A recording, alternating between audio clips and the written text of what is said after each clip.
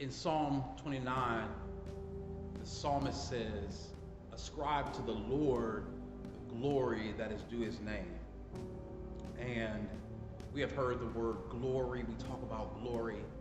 But what glory is God's beauty, God's honor, and God's power. I think beauty is self-explanatory. We know what beautiful is.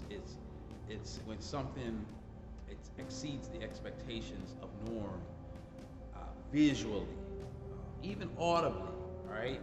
You can hear something and be like, oh my God, that is beautiful. You can see something and be like, oh my God, that is beautiful. Everything that is beautiful because it has the divine characteristics of God, right?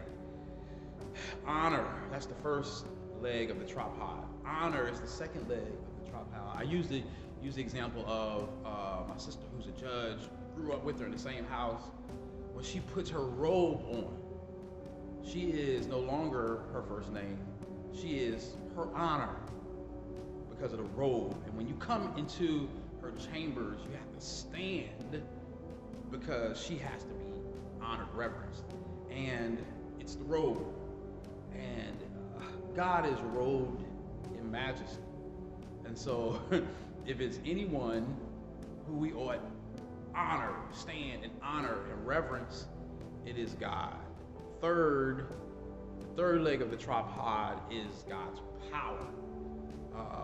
And it's the power, it's the ability it's authority, it's the ability to move things or transform things inside out, outside in. It is to be able to transform the characteristics of a thing. It's not just to be able to geographically move one thing for another. That's to another.